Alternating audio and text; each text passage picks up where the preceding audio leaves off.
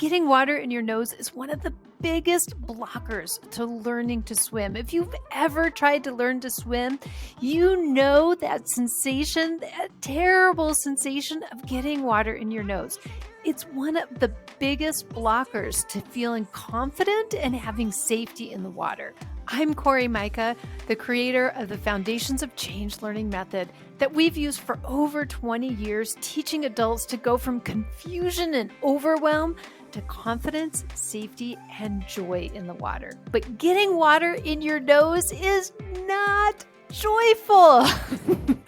Does not produce confidence. It doesn't want to make you jump in. It wants you to stay missing out, sitting on the shore.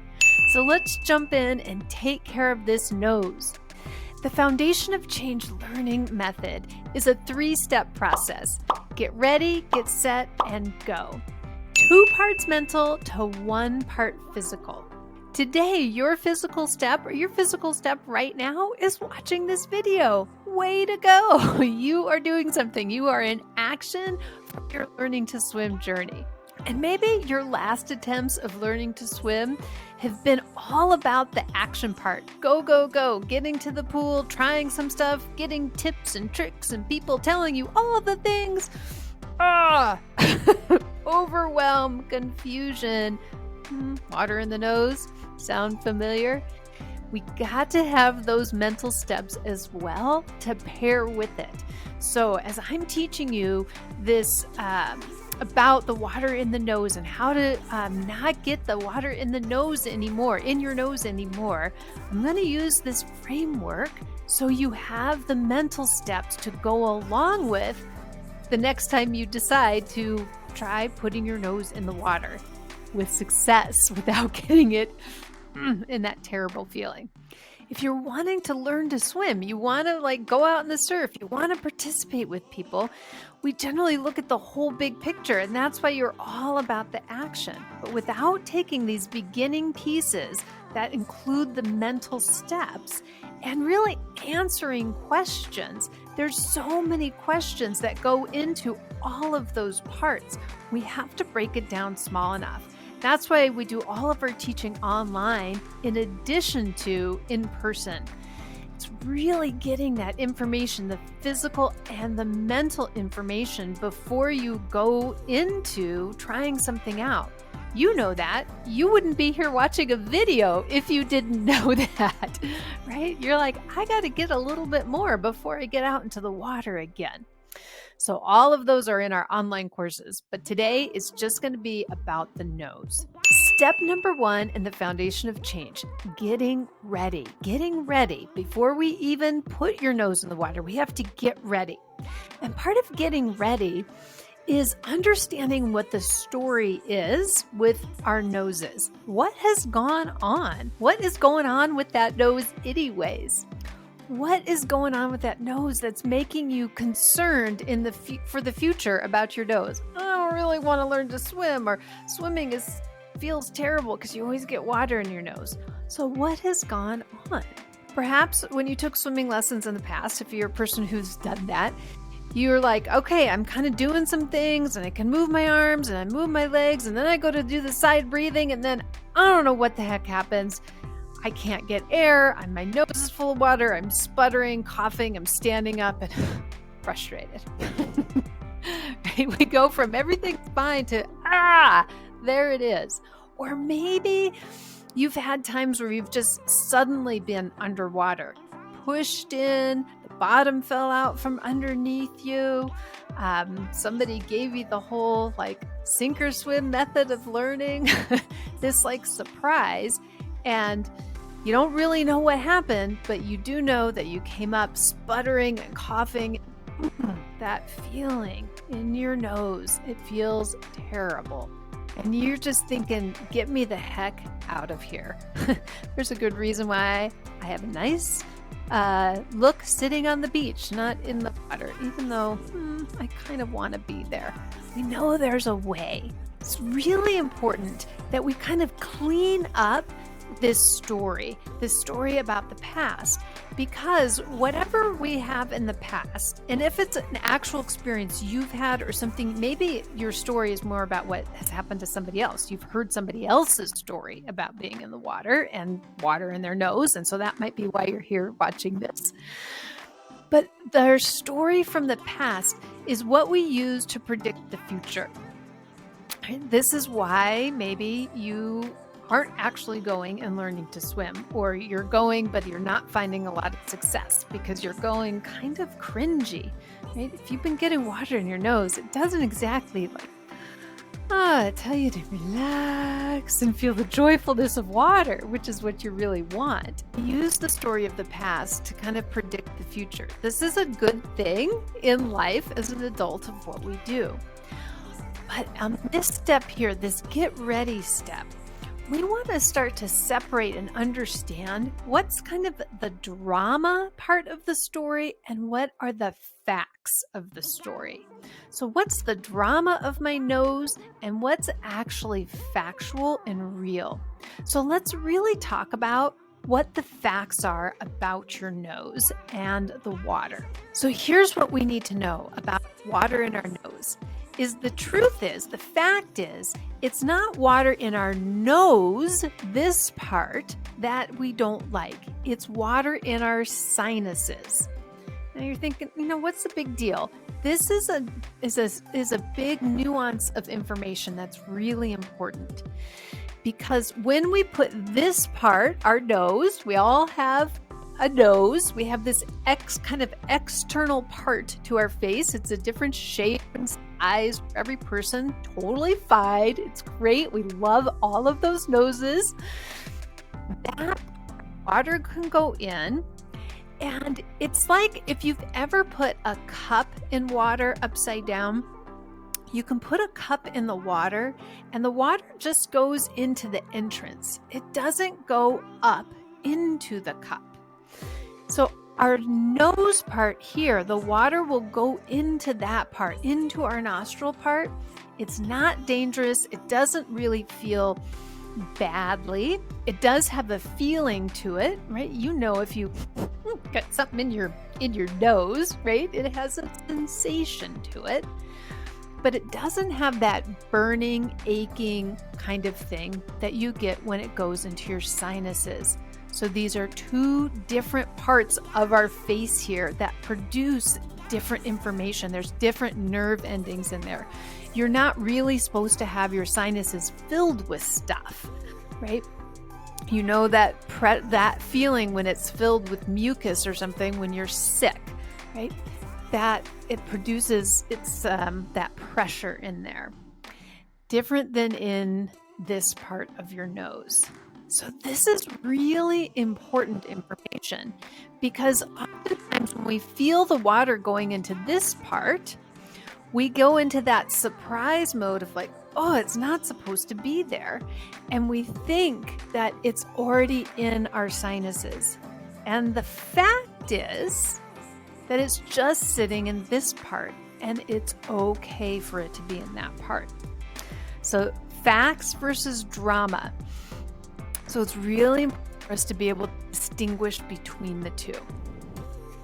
So then the question becomes, how do we go from having water in our nose part to the water in our sinus part, the part that we like? How does that happen?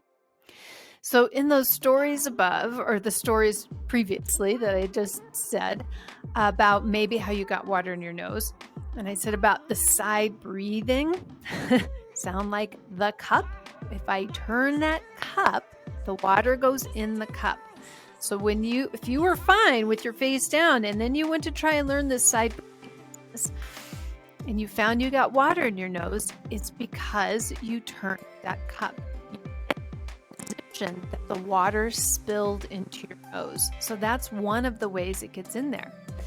If you've ever been in the water and been like, I want out of here, I want air, right? We look up to the surface. Very common thing for a beginner swimmer to do is to look up at the surface. We're used to looking where we want to go. When we look up, water spills in. Shoot. Okay, well, now we know that. The other way that it gets in there, remember that other story I said about somebody pushing you in, or suddenly the bottom was out from underneath you and slipped under the water. You found yourself unexpectedly under the water. When something unexpected happens to us, surprise, right? Surprise. We tend to inhale. When you inhale and you're underwater, well, guess what? The water goes into your sinus. It goes from being in your nostril area to your sinuses. Doesn't feel good. So when surprising things happen, we tend to inhale and pull water in. So this is the facts. The facts are when we inhale or we go upside down in water, the water goes from the safe area of our nose to our sinuses. All right, so that was a big step. Step number 1, to get factual. Let's know that is just what happens. It's not good or bad, it's just how it works. The drama of the story, right, is what we made it mean. 2 different things. Okay, so we gathered in, we've got ourselves ready. We have some information.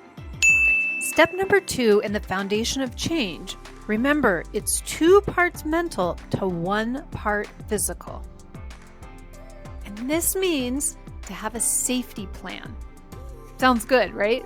To learn to swim, a safety plan sounds like a good idea. So what do we mean by having a safety plan? You need to have a safety plan for both your physical safety and your mental safety. Remember, in the first step, we have facts, which is just what it is. Then we have the drama, which is the story. Both go into everything we do as a human. So in our safety plan, when we need to be physically safety, the simplest way to think of physical safety in the water is, can I get air easily? Am I calm enough to stay present? Am I here? Remember, surprise. I'm freaked out. I lose control. I do something like accidentally inhale. I want for that air, so I'm accidentally tipping my head in an unsafe position in the water. Or I should really say a position in the water that puts water into your sinuses. So do I have a physical and a mental safety plan? Now, before I go into this a little bit more on our nose, just want to make a side note that understanding how your nose in the water works is kind of part of a bigger picture piece of the swimming, how to be under the water safely and with confidence. There is 5 other areas to go into. I'm not going to go into that here, but there is in the description, I have a link, a free download that gives you more information about what those other 5 areas are. And also, of course, in the online courses, we go into details of each of these areas so you can understand all 6 of those areas and test them out. Right now, we'll come back, just talk about the nose here. So just this one piece. We don't want to get too much at any one time because it gets confusing and overwhelming.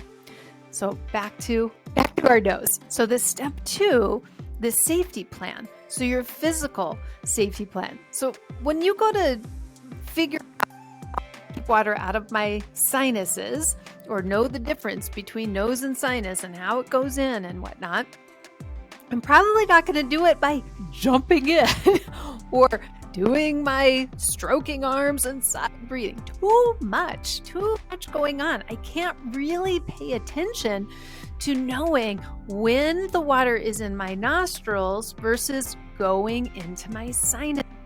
I need to slow it down, hone it down, do a smaller and smaller thing so I can pay attention just to this thing right here. You'll get to doing it with all the other stuff, right? We incorporate it with all the other things, but we want to learn each little bit, each little tiny part on its own, and then we start putting them together, which crafts swimming. So we Don't start with jumping in or a whole big thing. But how is it that we can test out just understanding these two parts and knowing that you can come out, because we're not going to be breathing when we do it. We want to be able to do it. We don't want to test out breathing in. We already know that doesn't feel good. But we want to be able to put our face in and take our face out, knowing I can breathe anytime I want to. It's safe to hold my breath for the amount of time that I'm under the water. I know that I'm not going to get it in past this place because I'm going to really pay attention and go slow enough, right? Hone it down, make it small enough. The mental safety plan, what that includes is we don't want to have things like, well, it's time to put my face in. And we're like cringing. I don't really want to, but I have to. And we're like shoving ourselves in. Okay, that is not mentally safe. We don't need to go there. It's not useful. Because if you're cringing, if you're super tense about it, and increase that surprise factor, right? We're like calm and at ease, we're going to have that going into it. And if something kind of unexpected happens, like, oh gosh, I had never noticed that the sensation of the water at my nostril. That's really curious. It's very different, right? It's going to be something new. You're learning. Learning is inherently something new. So we can't be cringy about it. We have to be at ease about it. So what is it that I need to do? How is it that I need to create it so I'm not cringing on my way in, but saying, yes, I can do this. We start with people, we tell block it to start with, because you need to have that mental safety. Block the nose, you know for sure. You're like, yep, I know. My hand's not going to just come off and suddenly I have to deal with the sensation of water in my nostrils. Just block it to start with. You could block it to start with. Once you're confident in that, you have the mental safety of that. Yep, I'm in charge. I know whether or not that's going to get in there. Okay, then maybe it's letting one finger go so you could clamp it back on again if you want to. Or maybe it's going in so slow where you're just like dipping the tiniest bit of your nose into the water. Okay, that's all I'm going to do. So I'm not cringing in, but I'm saying, yeah, Okay, I felt it, right?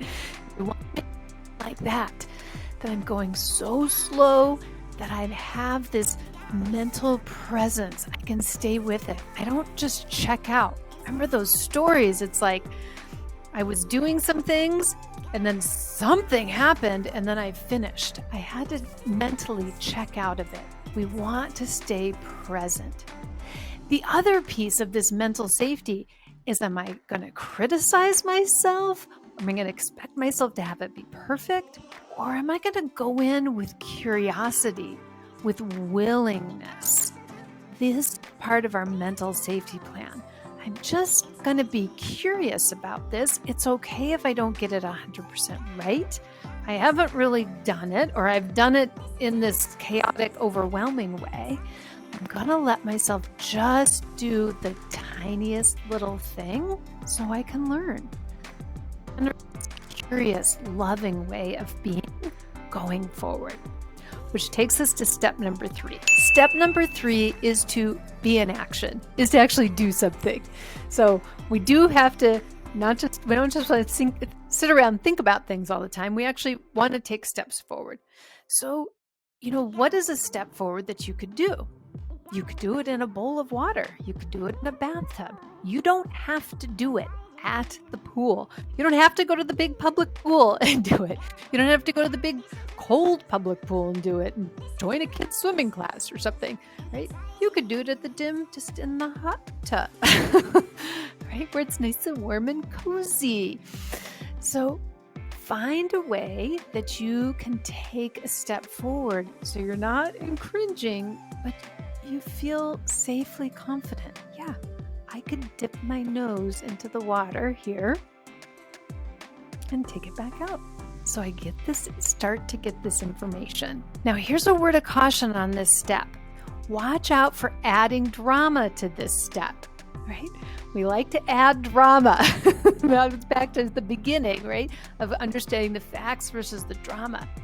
Watch out that you add drama to this step, that you think you have to do it all. You have to put your whole face in, that you have to blow bubbles, that you have to do the side breathing, that you have to do big and fancy things. You have to start. Okay. Hang on. We're getting into an overwhelm. It's about keeping it simple and letting it be easy. Small action step, right? It's like that adage of how do you eat an elephant? One bite at a time. You are, after all, taking a bite right now. This takes us back to step number 1. You took an action step watching this video. What is your story about yourself? The facts are you have a little more information than you did before. And you are taking steps forward to being the swimmer you've always dreamt about being. You are taking a step forward, answering your questions, learning from a school that teaches adult beginners who know what you are. You're finding the resources. You're doing an amazing job. Okay. Tell the story that is true and keeps you moving forward. So since you've taken this step in your swimming journey, give yourself that pat on the back. Really acknowledge your foundation is a little bit bigger now. It's a little bigger, it's a little stronger because it's based in truth. You have what it takes to learn swimming with confidence and joy and safety, to participate and not to just be sitting on the sidelines. But don't stop here with this one video, right? Now we have to make a safety plan. What's the next plan that is both physically and mentally safe for you? Like subscribe to the channel here. Bing. Pretty physically safe.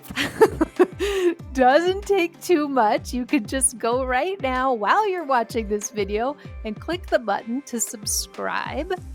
Right? This is an action. Nobody has to know about it, right? It's just a little thing that you do. It has enough mental safety in it that takes you forward. Hey, we're moving. Did you actually push the button? If you did, I've got another one for you. When you keep the momentum going, tiny steps at a time, go down into the description and check out the links. Remember, I have 2 links in there for you. One is to start online classes where we lay it all out for you. Or if that one doesn't quite feel safe for you yet, do the other one, the free download where I tell you what the 5 other things are that go into confidence with putting your face in the water, being in the water. It's a whole new world. It's not like learning other sports where you already understand the environment and you can breathe anytime you want. Swimming's very different. We need to know these tiny, tiny beginning steps to build that foundation so you have that confidence all the way from putting your toe in the water to going with us to Hawaii and jumping off the back of the boat. You're a beautiful swimmer. Can't wait to see you on your next step. You're doing amazing. Aloha.